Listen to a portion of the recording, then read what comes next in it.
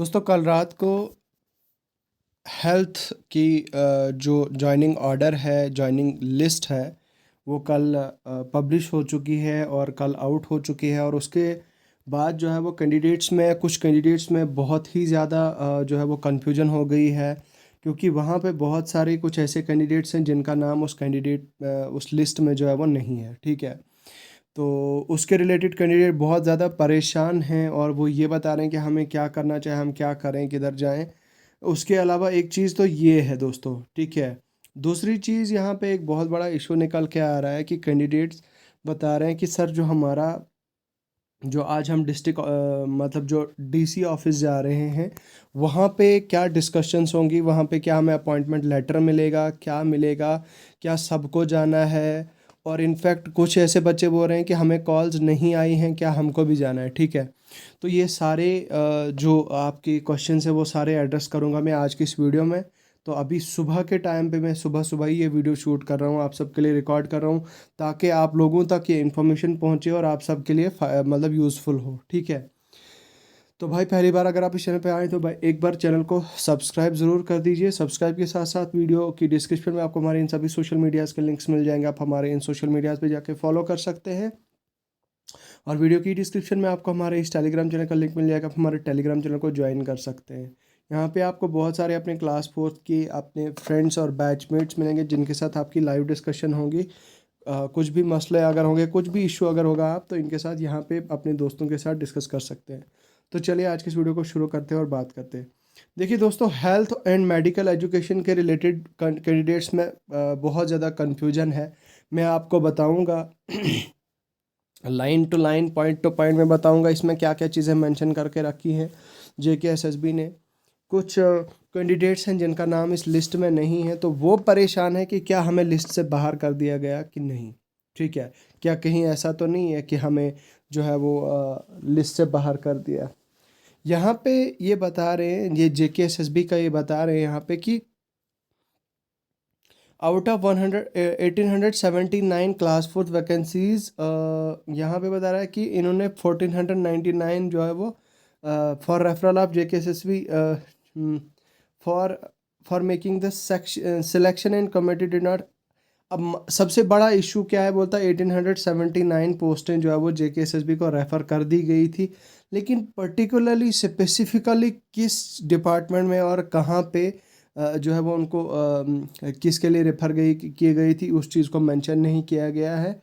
तो यहाँ पे बता रहा है कि क्लास फोर्थ की जो 380 जो वैकेंसीज़ हैं दोस्तों, उनको क्लियर नहीं किया गया है, कुछ रीजंस की वजह से उनको जो है वो अभी पेंडिंग रखा है। ठीक है, तो यहाँ पे इन्होंने दिखाया है, यहाँ पे डिस्ट्रिक्ट वाइज, ठीक है, डिस्ट्रिक्ट वाइज एलिजिबल कैंडिडेट्स और उनकी कैटेगरीज। ठीक है, उसके बाद यहाँ पे बता रहा है कि एक और पॉइंट यहाँ पे बता रहा है कि भाई जो फर्स्ट फेज़ में हुआ था, 798 रिकमेंडेड कैंडिडेट थे, उसमें से जो है वो 7 को मतलब 7 का जो है वो कैप्ट लेकिन विद हेल्ड रखा था। और उसके अलावा मतलब 805 तो कैंडिडेट्स थे, लेकिन 805 में से 798 बच्चे ऐसे थे जिनको रिकमेंड कर दिया गया था आगे फर्दर।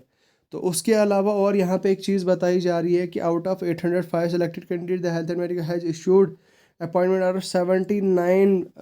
ठीक है, अब 794 बच्चों के फर्स्ट फेज़ में यहाँ पे उन्होंने अपॉइंटमेंट ऑर्डर इशू किए थे। तो उसके अलावा यहाँ पे और एक चीज़ बताई जा रही है, 1499 पोस्ट जो है वो रेफ़र कर दी गई है यहाँ पे। अब देख सकते डिपार्टमेंट वाइज, डिस्ट्रिक्ट वाइज।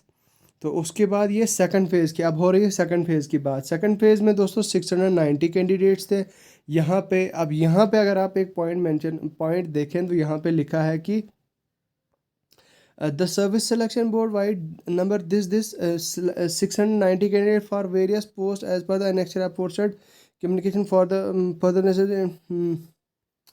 तो इंक्लूड 106। अब यहाँ पे जो है वो क्या बताया जा रहा है कि भाई जो JKSSB ने 690 में से 106 ऐसे कैंडिडेट्स हैं जिनका मतलब इन्होंने क्या किया है कि होल्ड करके रखा है। यहाँ पे भी इनकी होल्ड करके रखी है to sort out some clarification from GAD। ठीक है, अब यहाँ पे बताया जा रहा है कि विदहेल्ड उनकी जो है वो विदहेल्ड रखी है JKSSB से क्लैरिफिकेशन के लिए।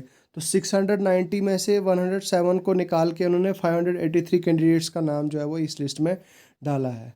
तो यहाँ पे अगर आप देखें दोस्तों, तो 100 द डिस्ट्रिक्ट, अभी 107 पोस्ट जो किस तरह से फिल हो गई हैं डिस्ट्रिक्ट वाइज, ये यहाँ पे बताया गया है कि किस तरह से हमने ये फिल की है। यहाँ पे आप देख सकते हैं 690 पोस्ट टोटल जो थी उसमें से यहाँ पे पूरा बताया गया है डिस्ट्रिक्ट वाइज। उसके बाद यहाँ पे ये ज्वाइनिंग ऑर्डर वगैरह ज्वाइनिंग के बारे में, अब देखिए यहाँ पे सबसे बड़ी मोस्ट इम्पॉर्टेंट पॉइंट मेंशन करने का है कि कुछ ऐसे कैटेगरीज हैं जिनमें एक्सेस जो है वो वैकेंसीज थी, और उसके लिए जेकेएसएसबी ने क्या काम किया है भाई, जेकेएसएसबी को तो पता नहीं था, जेकेएसएसबी ने ऐसे ही उनको नाम उनको डाल दिया कैटेगरी वाइज, और उनको मतलब कार्डर अलॉट कर दिए। तो अभी जीएडी से क्लैरिफिकेशन जो है वो health and medical education department ने मांगी है, और यहाँ पे बताया जा रहा है कि भाई ओपन मेरिट में 129 एक्सेस पोस्टें थी, उसके बाद एससी में 40 पोस्टें एक्सेस थी, एसटी में 6 पोस्टें एक्सेस, ओएससी में 14 पोस्टें एक्सेस, एएलसी में 16 पोस्टें एक्सेस, आरबीए में 37 पोस्टें एक्सेस, पीएसपी में 4 पोस्टें एक्सेस, और ईडब्ल्यूएस में 8 पोस्ट एक्सेस थी।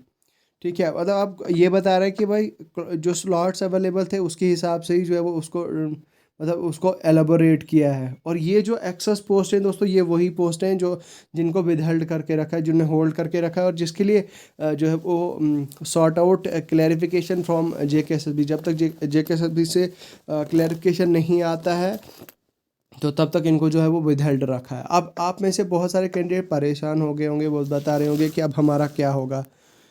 भाई आप थोड़ा वेट कीजिए, कुछ दिनों का वेट कीजिए, उसके बाद आप या तो अप्रोच कीजिए जीएडी, या तो आप अप्रोच कीजिए जेकेएसएसबी। बट मेरे हिसाब से अगर आप जेकेएसएसबी अप्रोच करते हैं तो वो ज़्यादा बेटर रहेगा, ताकि मतलब जेकेएसएसबी से आपको क्लैरिफिकेशन आए। ठीक है, क्योंकि ये सारा गड़बड़ तो जेकेएसएसबी ने किया है ना। तो यहाँ पे अगर हम देखें तो यहाँ पे आपको एनेक्सर, ये देखिए ये कार्डर अलॉटेड क्या क्या, ये जीएमसी आना था, किस तरह से आपको डिपार्टमेंट कौन कौन सा मिला है, इस तरह से बताया गया है। ठीक है, तो इसके अलावा दोस्तों एक और चीज़ जो मैं आपके साथ डिस्कस करना चाहता था, वो ये डिस्कस करना चाहता था कि कुछ कैंडिडेट बता रहे हैं सर कि सर आज ज्वाइनिंग के लिए हमें नहीं बुलाया गया, हमें कोई कॉल नहीं आई, क्या हमको जाना चाहिए या नहीं। देखिए जिनको पहली चीज़ तो ये है कि जिनको कॉल आई है उनको जाना ही जाना है कंपलसरी। ठीक है, पहली चीज़। दूसरी चीज़ ये, जिनको कॉल नहीं आई है, तो भाई जिनको कॉल नहीं आई है और जिनको लगता है कि उनका नाम लिस्ट में नहीं है तो उनको नहीं जाना चाहिए। लेकिन उसका मतलब ये नहीं है कि वो परेशान और रोना पीटना शुरू कर देंगे कि भाई हमारा नाम लिस्ट में नहीं है तो हमें ऑर्डर के लिए नहीं बुलाया गया, तो वो परेशान हो जाएंगे। परेशान होने की ज़रूरत नहीं है, परेशान नहीं होना है, टेंशन नहीं लेनी है। यहाँ पे मैंने आपको कल भी बताया था कि अब अलग अलग ऑर्डर्स आएंगे, ऑर्डर्स आते रहेंगे कंटिन्यू। तो भाई मेरा काम ही आप तक लोगों तक अपडेट पहुँचाना है, तो I will keep updating you guys. ठीक है, तो आपने जो है वो अपडेटेड रहना है, मैं ज़रूर आपके साथ अपडेटेड रहूँगा, मैं I will keep sharing with you. तो इस चीज़ की आप फिक्र ना करें, इंशाल्लाह मैं कोशिश करूँगा पूरा अप टू डेट आपके साथ पूरा बताऊं। लेकिन आपको फिक्र करने की ज़रूरत नहीं है, अगर आपको डीसी ऑफिस से कॉल नहीं, दैट डजंट मीन कि आपको जो है वो लिस्ट से बाहर कर दिया गया है, क्योंकि आपको पता होगा कि वहाँ पे सिर्फ टॉप 100 टॉप 50 बच्चों को ही बोला गया है, टॉप 100 टॉप 50 बच्चों को ही कॉल्स की गई है। ठीक है, तो कुछ सिलेक्टेड कैंडिडेट्स को ही उन्होंने अपनी मर्ज़ी से बुला लिया है, तो भाई ये कोई बड़ा मसला नहीं है। आप में से बहुत सारे ऐसे कैंडिडेट्स हैं, मुझे कल रात को बहुत सारी कॉल्स आई, मैसेजेस आए। इनफैक्ट मैंने तो भाई ज़्यादा लोगों के साथ मेरा कांटेक्ट नहीं है, इनफैक्ट मैंने अपना कांटेक्ट नंबर शेयर नहीं किया, मैं ज़्यादा कांटेक्ट नंबर नहीं शेयर कर सकता। लेकिन अब ये हुआ कि कल बहुत सारे जो मेरे नाउन में हैं, जो मेरे फ्रेंड्स वगैरह हैं, तो जो मेरे रिलेटिव्स के बच्चे हैं, मतलब वो उनसे मुझे कॉल्स आई कल रात को, 4-5 कॉल्स आई मुझे। तो अब वो बेचारे परेशान हैं, अब हमें क्या किया जाए भाई।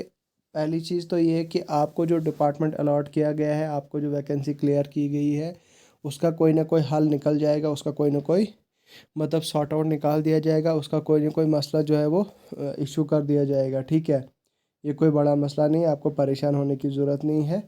ठीक है, आप कनेक्टेड रहें, आप जो है वो बेफिक्र रहें, और हाँ, वेबसाइट चेक किया कीजिए, मतलब keep checking the website of directorate of health services, जो हेल्थ वाले हैं, या जो पीडब्ल्यूडी के हैं। पीडब्ल्यूडी में भी कल एक बच्ची थी, वो बोल रही थी सर की लिस्ट में मेरा नाम नहीं है, तो मेरा नाम नहीं आएगा क्या, वो परेशान है।